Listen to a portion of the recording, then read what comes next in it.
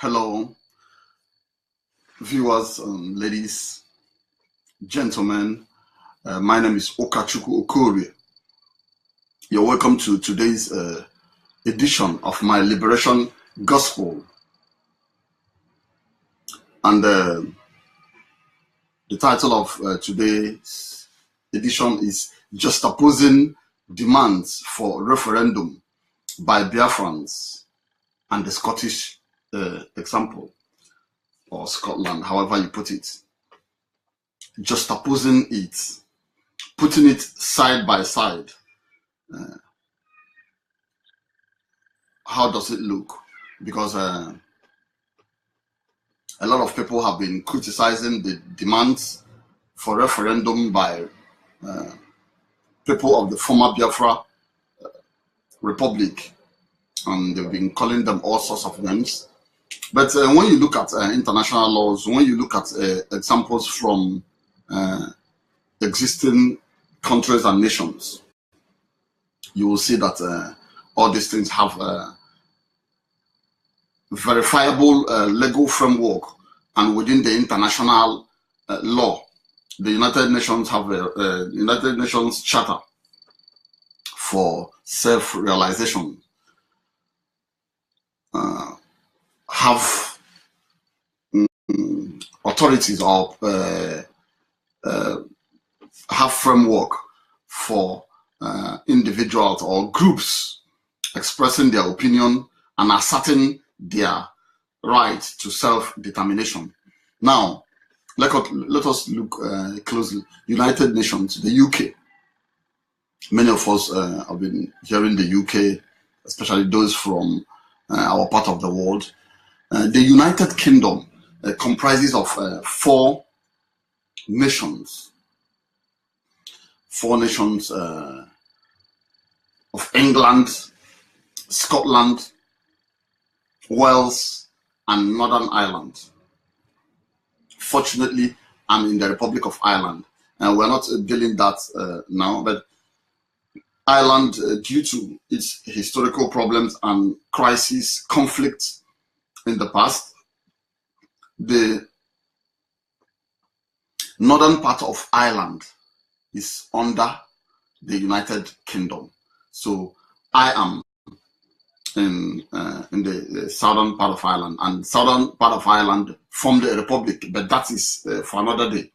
We can still learn lessons from developments in this part of the world. Now I'm going to Scotland. Scotland, from time immemorial, have been agitating for independence from an earlier onset. The Round Kingdoms, they have their own accounts of migrations according to their own authoritative or majority of Scottish account of origin. They take their origin from Greek. They said they were the settlement from a Greek prince and a daughter of Pharaoh from Egypt, and that was how Scotland was founded. And far from that, England or English, who have been in charge of Scotland, have a different account of that. But all this things boils to nationalism. So, from in time immemorial, Scotland has been wanting to be free, be independent on their own. All these things give rise to many attempts to free themselves from English domination, until the first attempt for devolution of powers.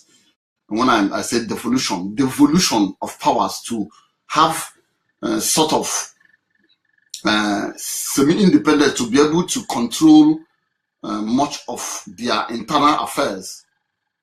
When the first rise for devolution referendum came up, it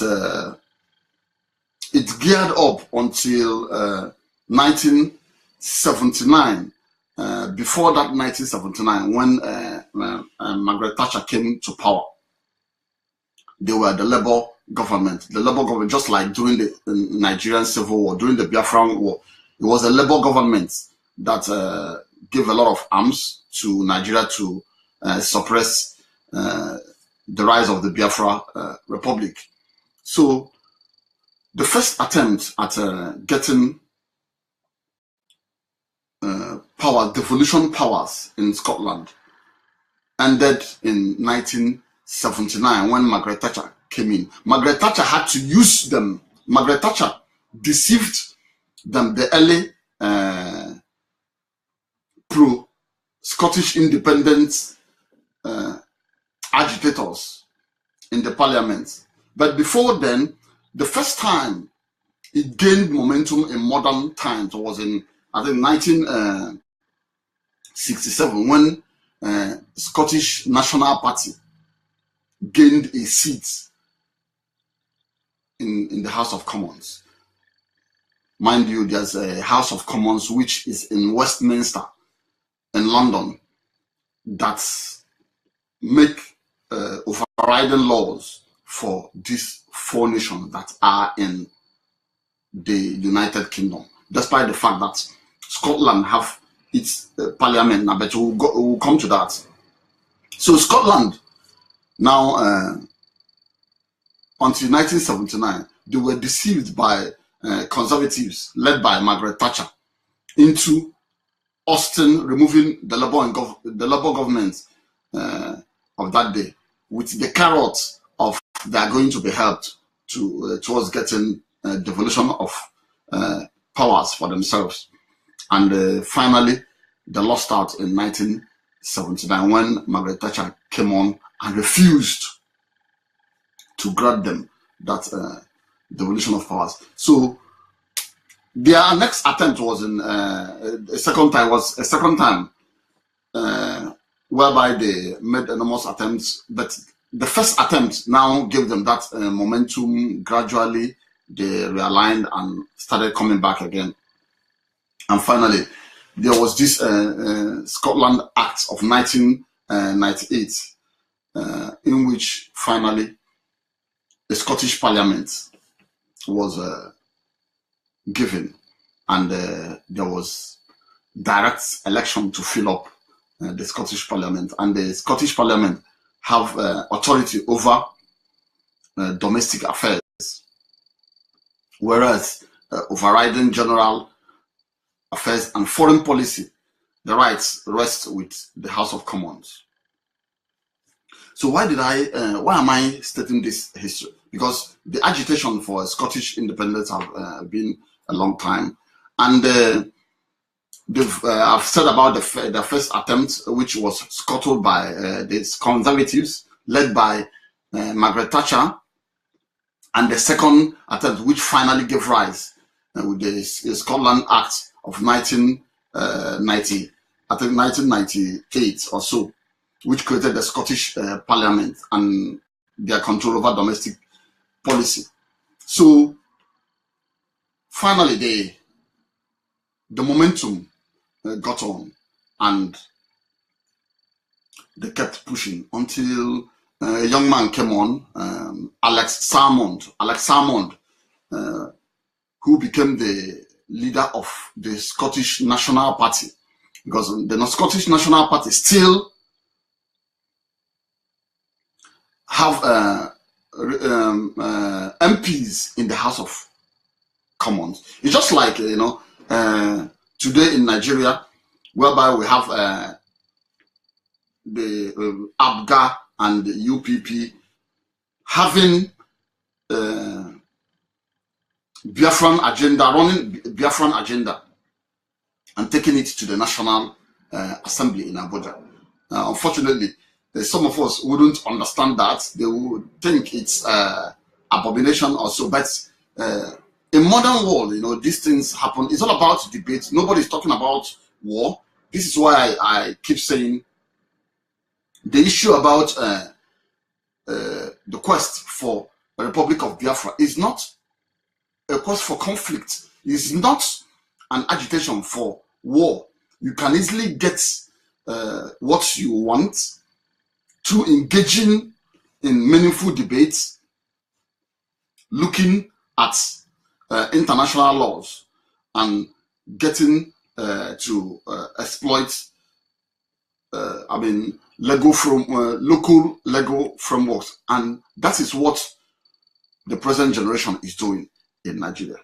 So unfortunately, people are carrying propaganda that it's all about war, conflict. This and no, nobody's talking about war, but we are talking about our fundamental rights to self-determination. So coming to Scotland now, finally, there was a referendum in Scotland in 2014 on the 18th September. After much of this agitation, a referendum was fixed on 18th September 2014. And it was all about debate. I remember the former Prime Minister of United Kingdom, Gordon Brown. Gordon Brown was leading the campaign for no. There was a campaign for yes and no. And yes to Scotland independence and no to Scotland independence. But unfortunately I was here in Ireland and I saw many Scottish friends. I talked to them about the opportunities, both on the no and yes side. But the yes campaign team got 44.7% of the vote, whereas the yes got 44.7%. The yes to Scotland independence, whereas the no won with 55.3% of the total votes cast. And what was the turnout? The turnout was 84.5% of Scottish voters. And mind you, it was the vote was only for Scottish voters. I was having a debate with a friend who is from Benin. He was talking about that in the referendum that the entire Nigeria is going to vote. So I told him, look, it's not possible.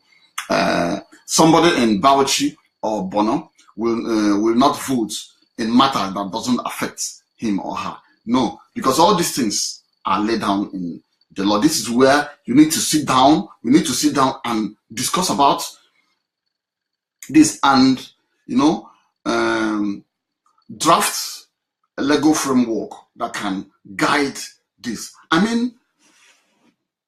Nobody's talking about bullying each other. Nobody's talking about beating each other. Nobody's talking about killing each other. It's all about discussion. We want progress. We want progress not only for ourselves, but for our neighbors. Even at the emergence of a Republic of Biafra, it must have neighbors. It must have trade partners. It must be among a committee of nations. So it is not going to be a rogue nation. It's going to be a nation that will be highly depended on by the international community, highly reliable by, reliable when it comes to principles of governance, development, and it must have the mechanisms of a true and viable nation. So, at the end of the referendum, the yes campaign lost. And you know what?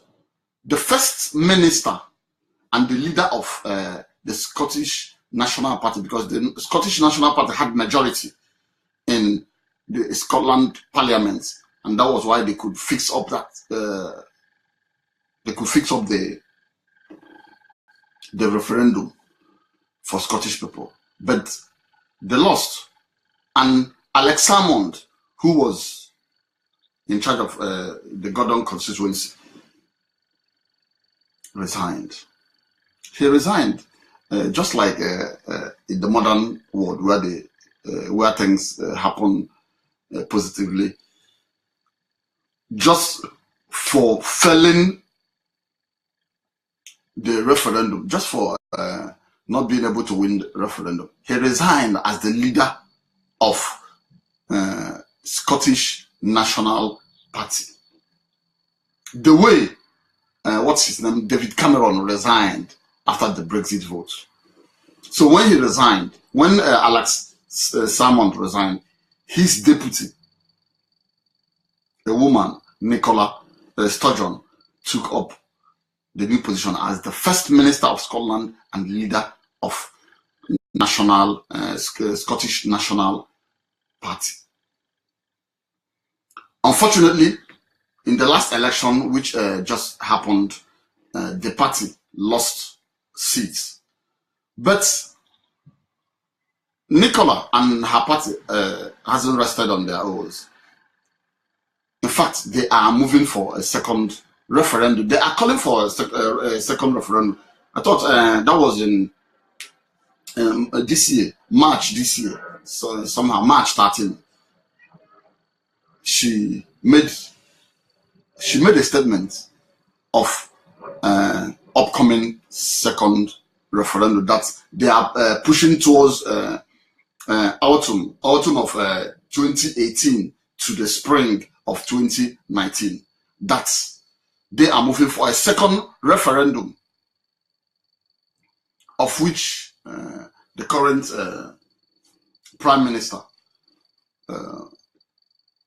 Theresa May, her aide, responded that it's not going to be possible. But they are having debates about it, and they have a ground in the sense that a Brexit vote just happened. A Brexit vote just happened, and in the Brexit vote, Scotland, the Brexit vote just happened last year, I think 23rd June 2016 or so, in which Great Britain voted itself out of the European Union. And watchers of international politics, current affairs, you've been following, the negotiation is just about to happen. It's it's going to be a long negotiation, and it's going to be very tough. It's going to be tough for Great Britain, not only Great Britain, for the European Union. But I thought it's going to be tougher for Great Britain, because many of them who voted to move Great Britain out of the EU, they are now regretting it. They don't. They didn't know the implications of the vote. Hence, they are beginning to regret that course. But unfortunately for them, Scotland is hatching in because the Scottish people voted more to be in the EU. So it's giving them that local standing to demand for a second referendum. A second referendum in the sense that during that Brexit vote, 62% of Scottish voted to remain in the EU. 62% of Scottish voters voted to remain in the European Union. They don't want to follow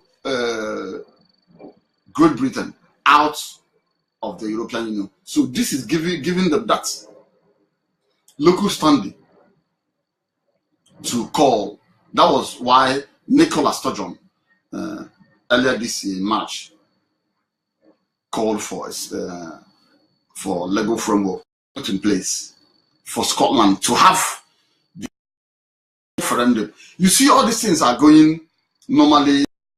It's all about understanding.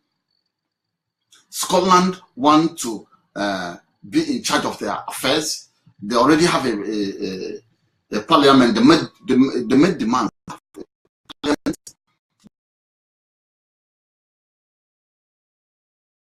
See that Westminster president having everything normally like lettered people. like literates, and they have their local political parties. They have the in Scotland. They have the Scotland National Party. They have the Scotland Green Party. They have the Scotland Socialist Party and the Solidarity Party. Also, these parties support Scottish or Scotland independence.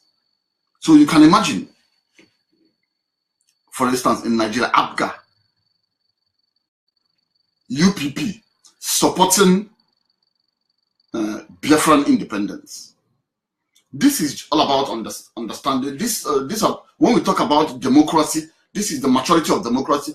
You have a right to air your view and your opinion. You have a right of assembly. You have a right to do things in a way that is civilized, in a way that is not going to hurt anyone. Nobody's calling for war. Nobody's calling for conflict. It is only when the mentality is very poor and porous, and like people will call Nigeria a zoo. That is when you demand for your fundamental human rights, somebody is saying you are beating the drums of war. I mean, many breeds, as in many English people, are not happy with Scotland over the issue about independence. But they haven't declared war on them. They haven't said they are going to kill them. They haven't said that these people are this or calling them sort of names. You can even imagine Andy Murray. Andy Murray, the former Wimbledon champion. He's Scottish. And during the time for, during the last referendum vote, Andy Murray campaigned for independence for his homeland, Scotland.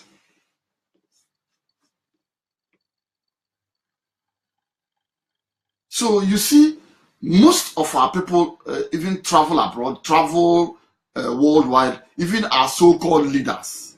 But when it comes to laws, when it comes to policies that can bring progress, that can empower people, you see them shying away for that. This is why when you go to the north, when you go to the core north, you see that they have the highest beggars.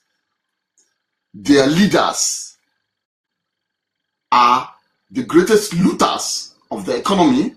The oil wells in the country are controlled by them. 98% of oil wells in Nigeria are controlled by the core north.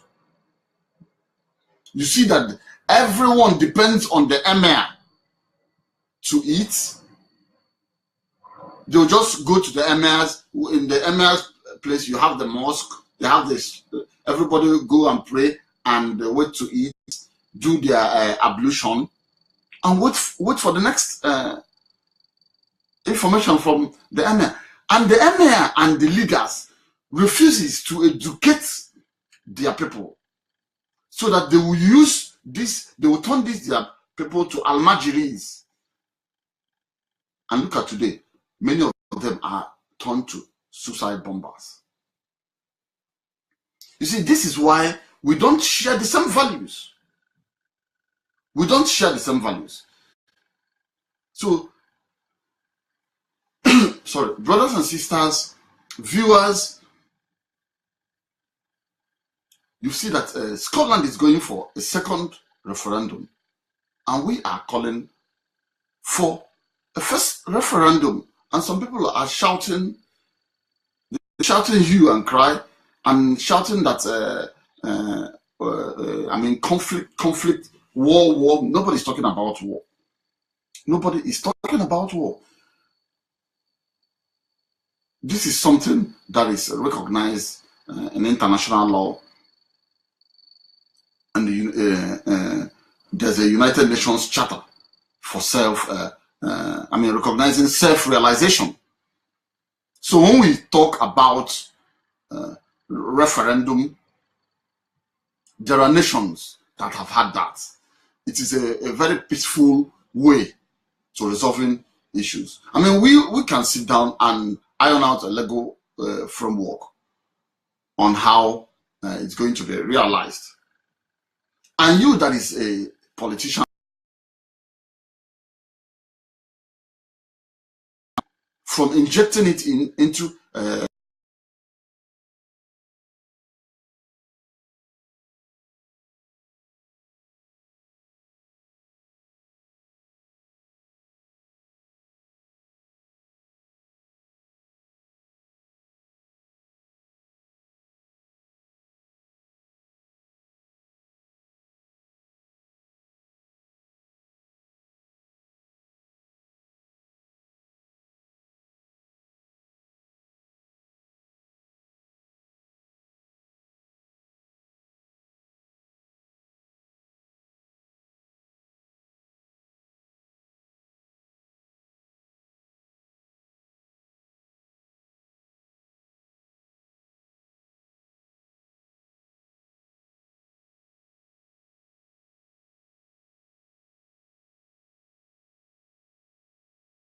for referendum is not a call for war. It is not a call for conflict. It is not a call to intimidate or to stampede or to deny some other people their rights.